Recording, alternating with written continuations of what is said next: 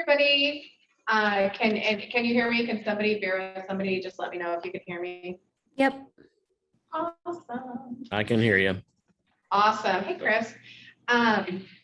Sorry, I've got a lot of things to do here, admitting people and whatnot. My name is Melinda Louder. I'm with Moser Consulting. We're here today to talk about a couple of things. One is cocktails. One is the things that are coming at us with the Ansible upgrades that are coming. I'm not going to talk about that at all because Lewis Gordner, our tech expert, will cover that. Anybody who wants to, feel free to turn on your cameras. We will be sharing our cocktails as we go along. I know not everyone received your cocktail kit. I know some of our friends in California, there was some FedEx shipping issues, and your kits are lost and on their way, and they will be there very soon, but are not there yet. So we did send out a list. If you have the things on the list in your home, you can go ahead and follow along and make the cocktails with us. If not, we'll record this and you can always go back later. We'll send out a link to the recording. You can catch up when you get your cocktail kit and make some fun cocktails. So with that, do we have our cocktail guru online right now? I was going to do a quick introduction there. Okay, I'm going to let Matt go first. Oh, there's Tiffany. Hey. Do you just want to say who you are and just a minute before we let Matt go for a second and that kind of what we're going to be making today? Absolutely. Hi, everyone. I'm your best friend for about an hour. I'm the cocktail guru, Tiffany Berrier. I'm down here in Atlanta, Georgia. It's still warm. We kind of like it, but we're ready for some winter energy. So I've got 3 fun cocktails.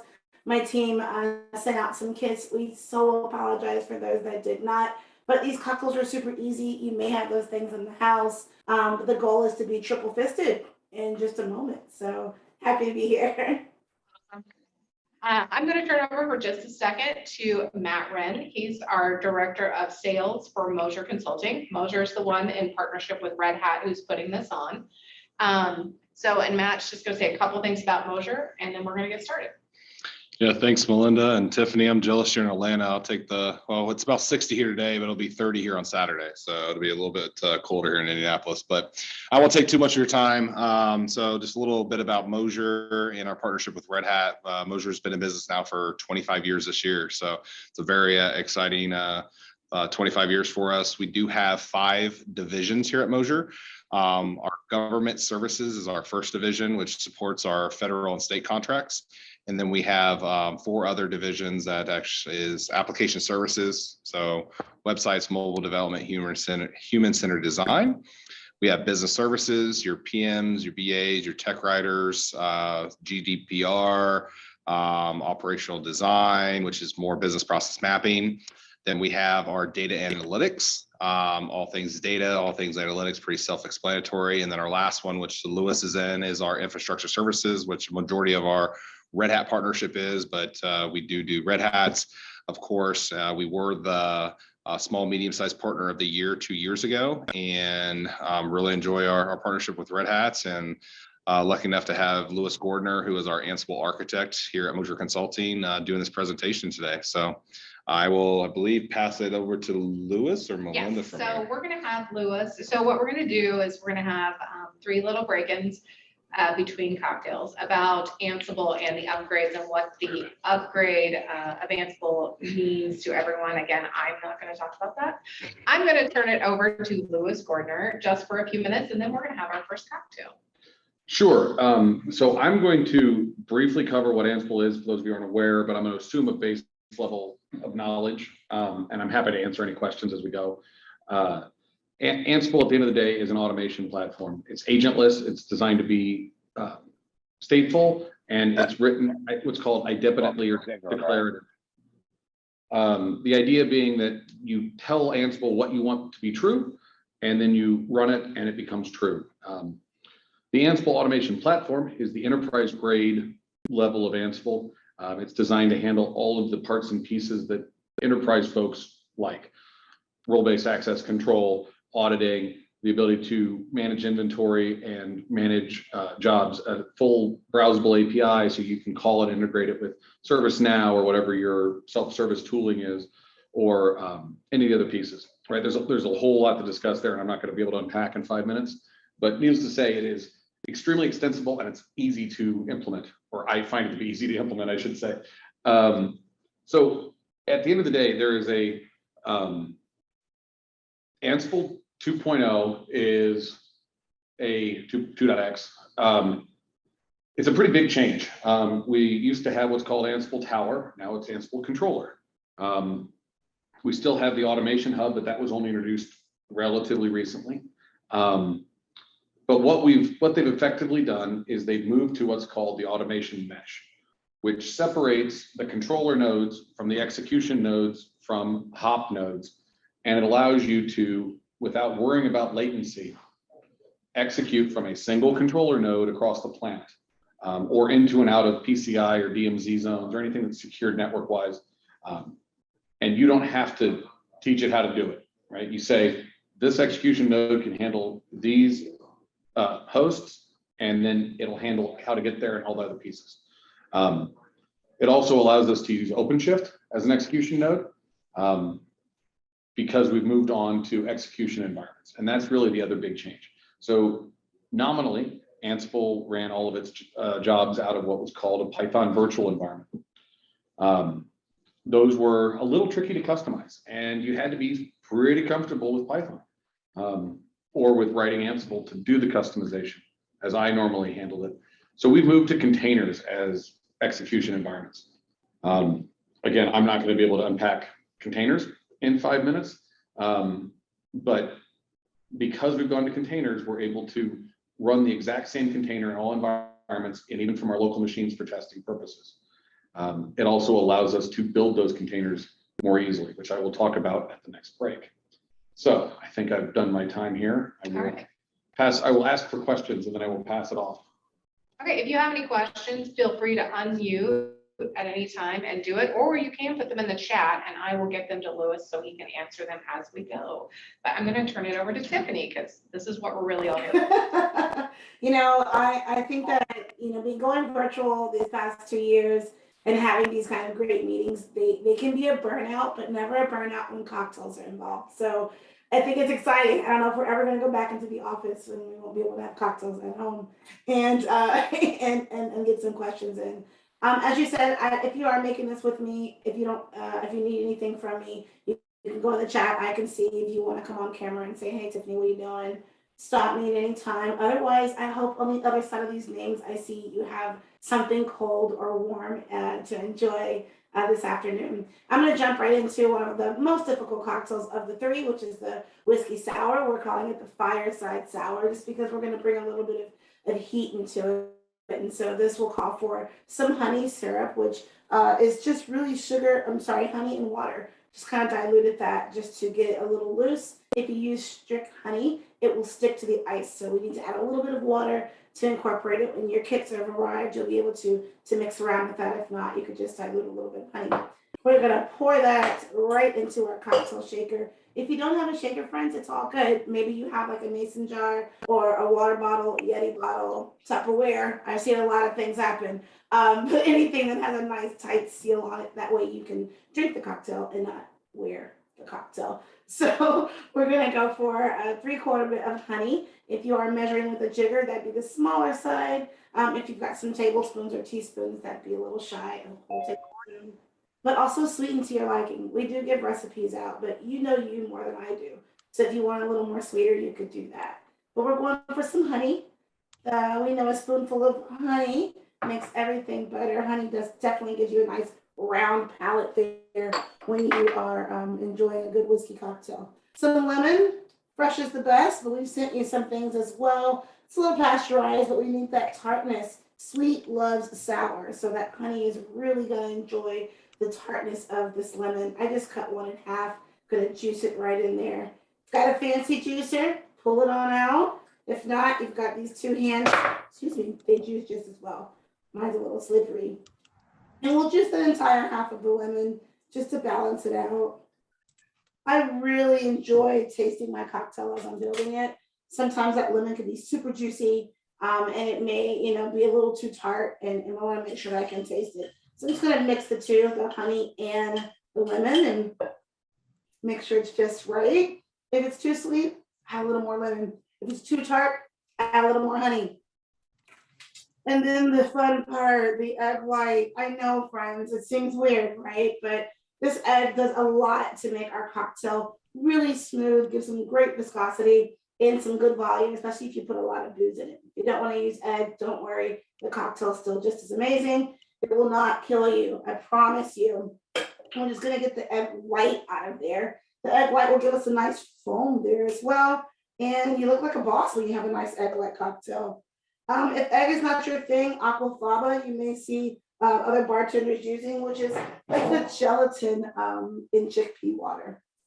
And then our whiskey, it should come to you. If it's not there, trust me, it's on the way. If whiskey's not your thing, try it with vodka, try it with gin, try it with rum, try it with tequila. Whatever makes you happy will be great and fine for this sour. All we put inside was a little bit of lemon and honey and that egg white, and it really, really brings about some delightful flavors.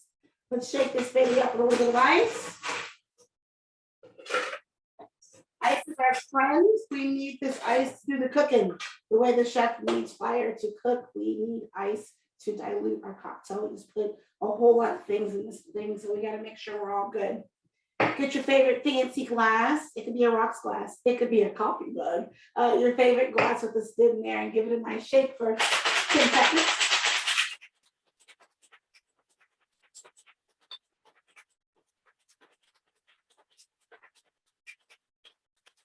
You want to make some noise with that. No rocking it. You want to make some good noise, listening for that ice to melt and break down. And also, whatever you're shaking in should be nice and cold. You should be able to sign your signature on there. And then you pour that right into your beautiful glass. Every drop counts. Don't shy yourself. Oh, that's perfect. And as it starts to settle, notice the top of my glass has a little head there. That top side there is the egg white that's giving me some good foam there. And then some bitters that comes in. Bitters does not make your cocktail bitter. It gives it a little attitude, kind of a little salt and pepper and essence. Oh, Melinda, that is gorgeous. Yes, I love it. Drop a few drops of bitters right on top, just to give you a little taste and flavor. If you want to put it on the inside and shake it, that's just as fine. And if you're not familiar with bitters, go ahead and open it up and give it a taste, and taste all that yumminess, cinnamon and clove, allspice. Those are the flavors that remind us of this great season. And here we are, our Fireside Whiskey Sour.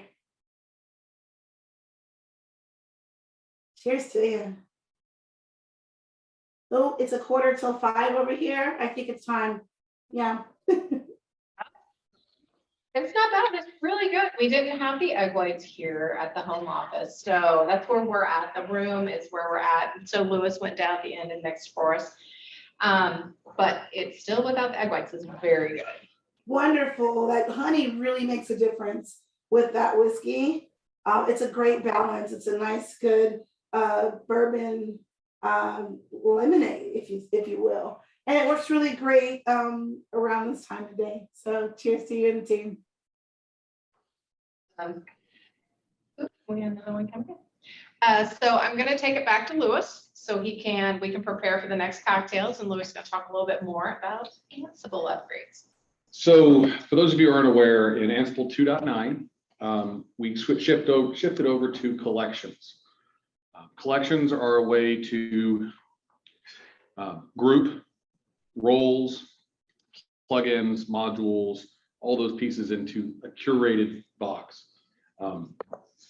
There are a group of collections that are provided by Red Hat partners and then curated by Red Hat into a Red Hat certified chunk of collections.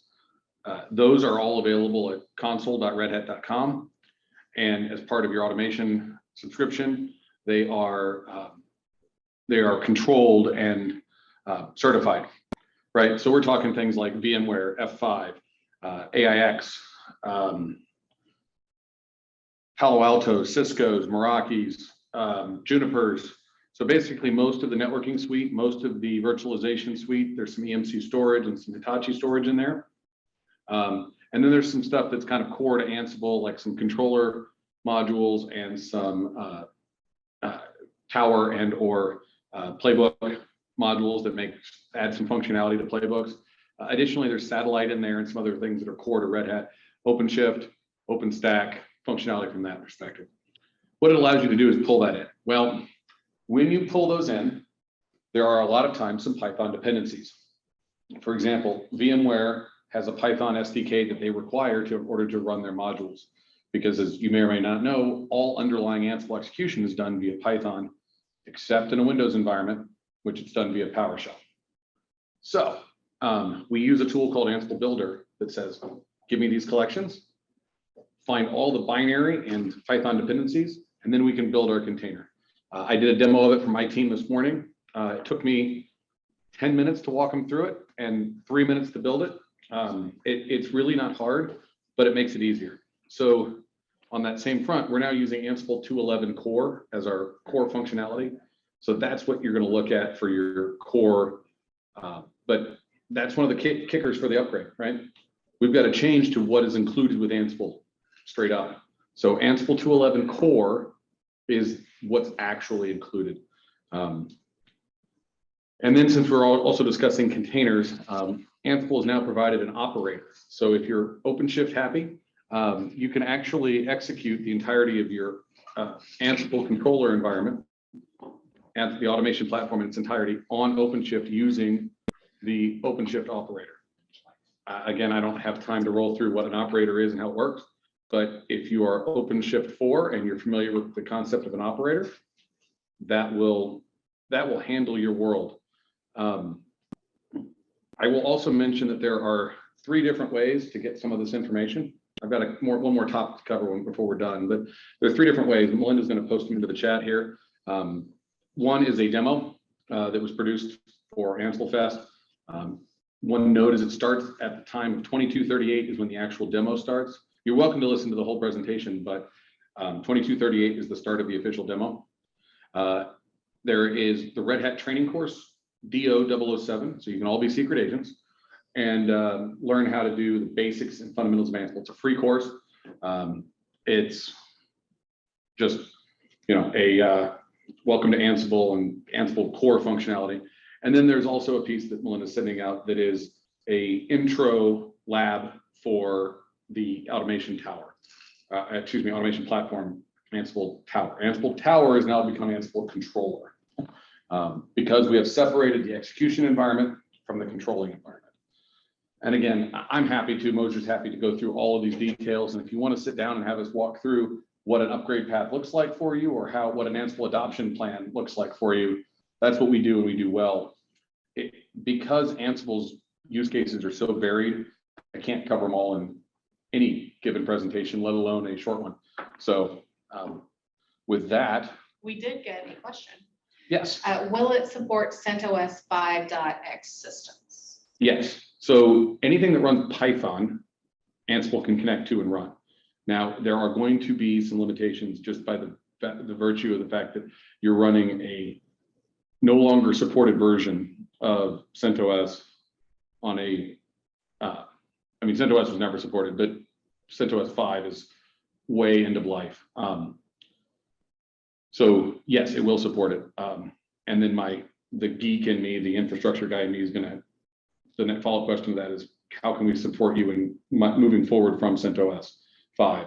Not necessarily under RHEL, I'm not saying that, but you want to move on to a environment that is no longer, that has continued to have security updates, which CentOS 5 doesn't anymore.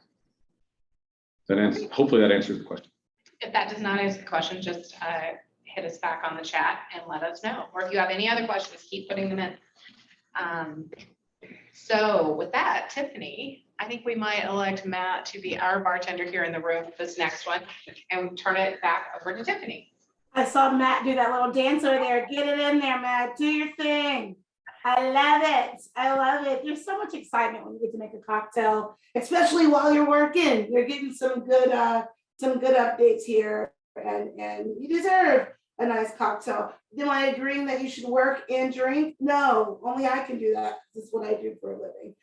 But a sip here and here with colleagues is great. Again, I hope you're on the other side of those names having something to drink with your kit, or even with the ingredients that you have, because they're delicious. They're amazing. Let's jump into the winter punch. It's kind of a go-to for my team and I. I mean, we love cranberry. Not only do we love cranberry, it matches just about everything for the holiday season. Poinsettias or the Christmas tree or the ugly sweater you may or may not be wearing with your friends.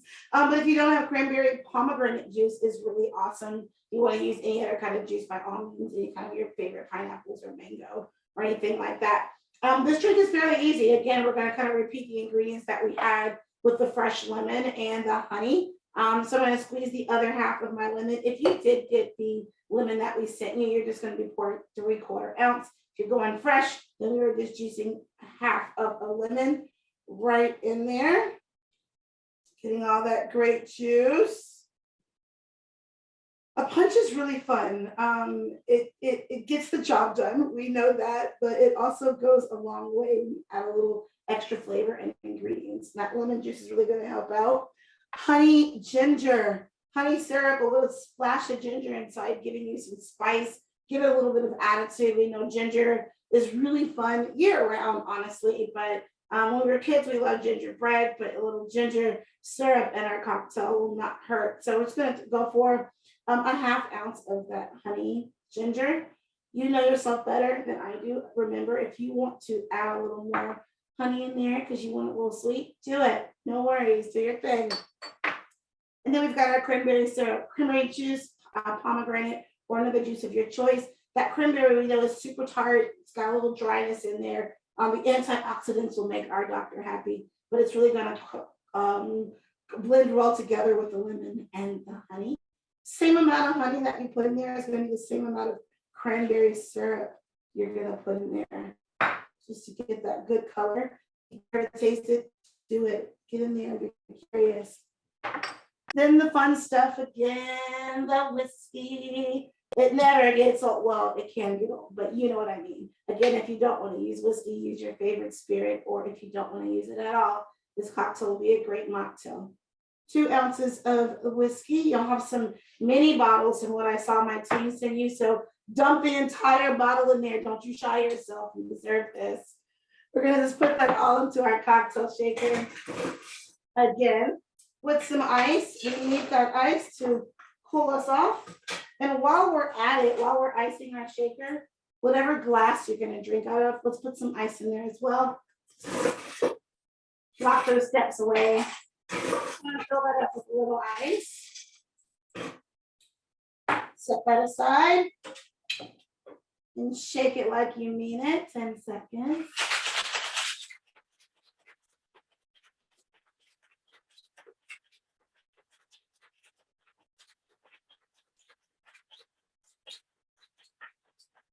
If you're shaking at home, I wonder if your animals look at you like they look at me. My dogs just stare at me. They want those ice chips. They know what that means. It's a treat. And I'm like, yes, a treat for mom too.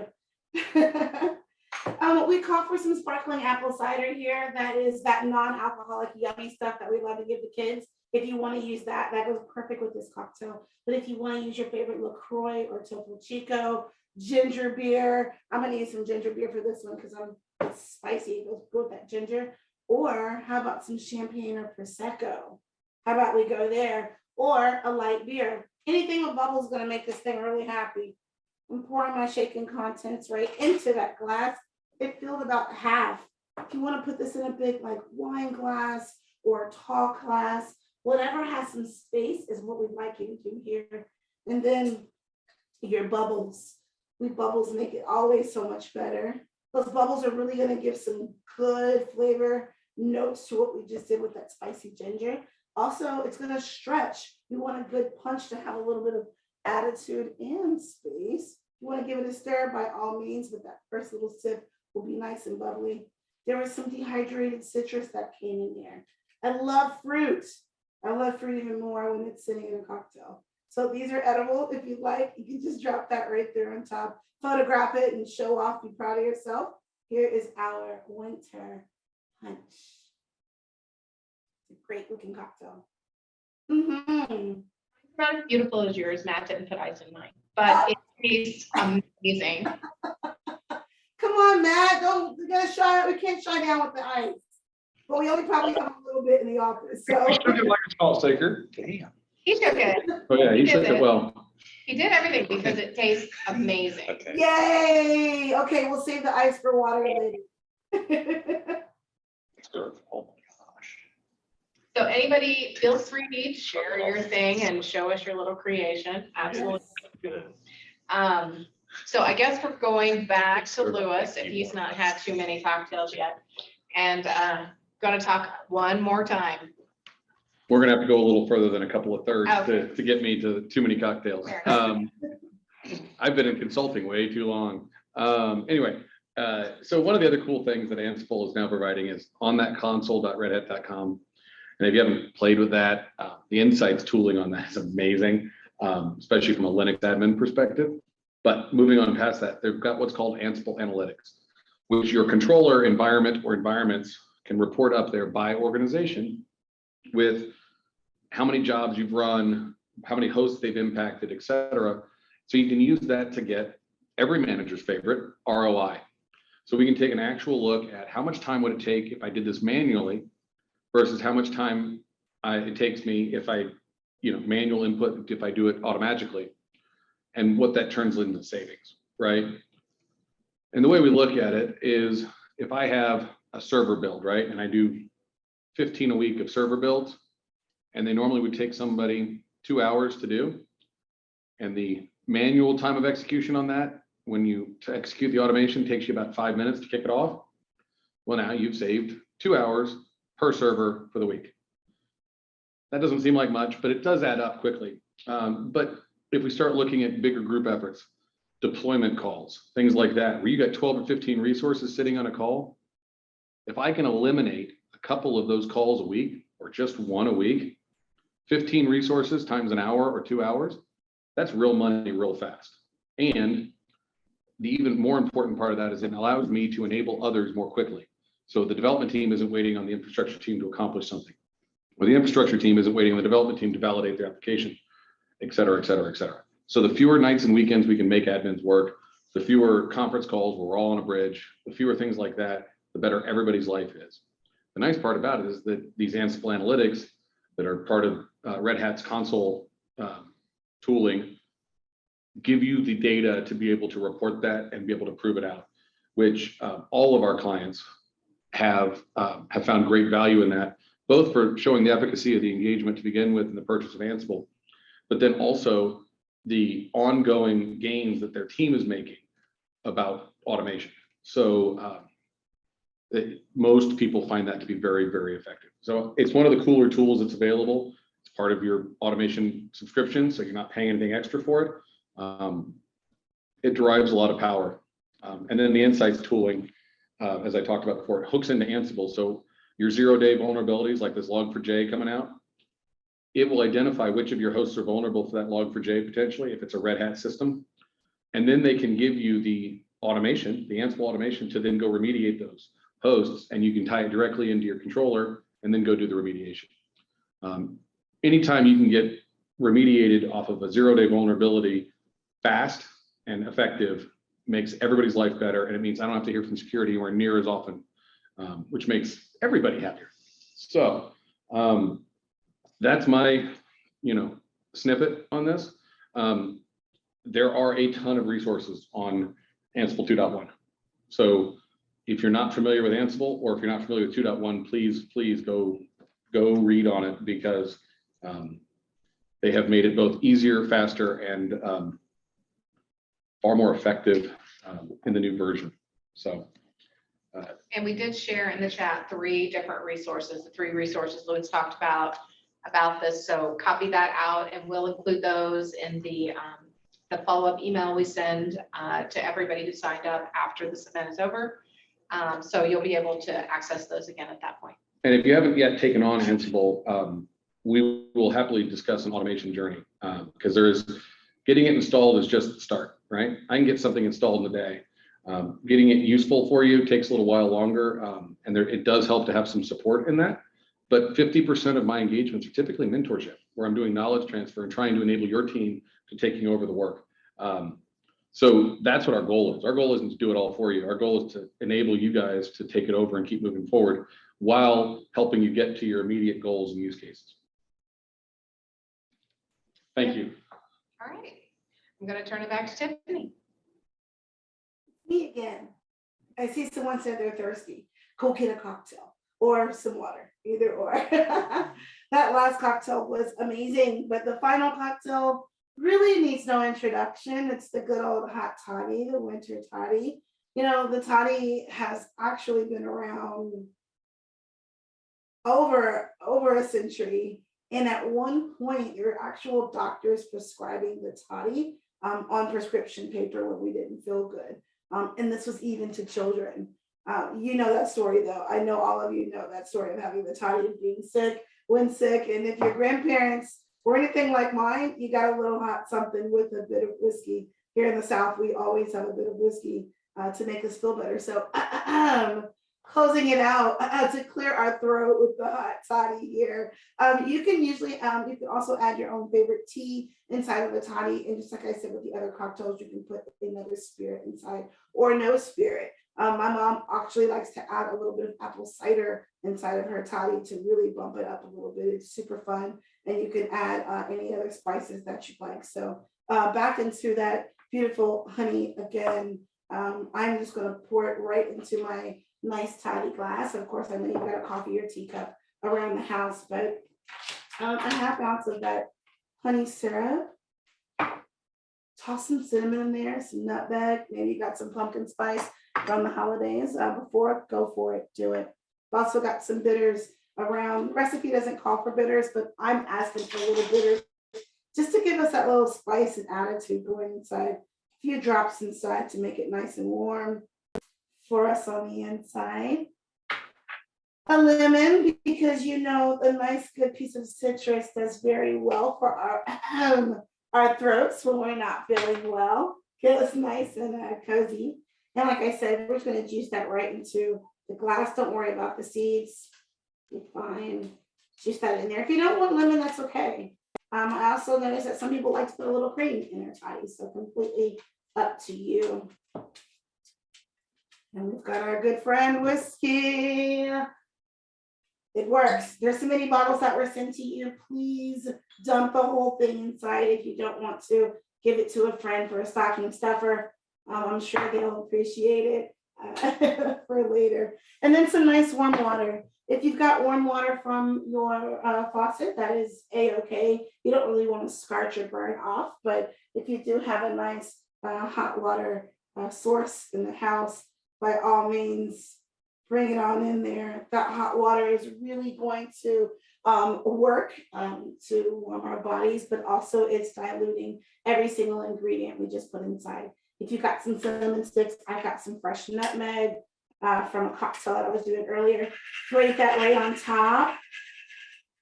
Make it nice and welcoming. And there's still those citrus pills that you can put in there that can float right there on top. And the doctor has prescribed everything you need at this point. Good old whiskey, a little honey, lemon, hot water. Definitely settles the day for me, hands down. You got through half of the week, guys, a little bit more, and the holidays will be here. Cheers to you. All right, they're still working on my toddy. We had to acquire hot water, but they're going to bring it up in a second. But hopefully everybody else got it. Does anybody want to share their hot toddy or one of their cocktails? Share your screen, share your video. Would love to see a cocktail. You don't have to show you, just the cup, glass. Hey, Chad.